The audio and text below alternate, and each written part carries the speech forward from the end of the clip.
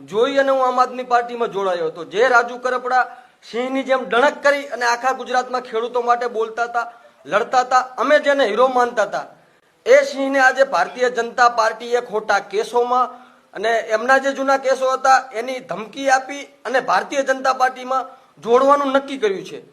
બહાર જે રાજુભાઈ 2 દિવસથી સુફિયાણી વાતો કરી રહ્યા છે કે મારે ભારતીય જનતા પાર્ટીમાં જવાની હાલ કોઈ ગણતરી નથી, પરંતુ એ પહેલાથી જ નક્કી થઈ ગયું છે।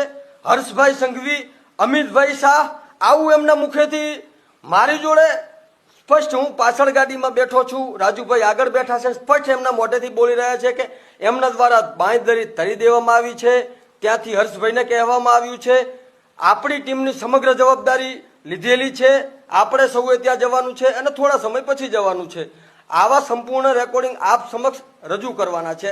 અને 2 દિવસથી જે આક્ષેપો મૂકવામાં આવી રહ્યા છે કે આમ આદમી પાર્ટી ફલાણા લીડર, ફલાણા નેતા, આમના ત્રાસથી જઉં છું, આવું છે, તેવું છે, તો એ પણ રાજુભાઈ પોતે કબૂલ કરી રહ્યા છે કે મારે આ કેસ હતો, એ કેસના કારણે કાં તો 5 વર્ષ જેલમાં રહી તો પણ ભવિષ્ય પૂરું થતું હતું અને બહાર રહેવાથી ભવિષ્ય પાછું ઉગી નીકળીશ, મતલબમાં મારું ભવિષ્ય ખતમ નહીં થાય। આવી બધી જે વાતો એ આપના સમક્ષ આજે રજૂ કરવાનો છું।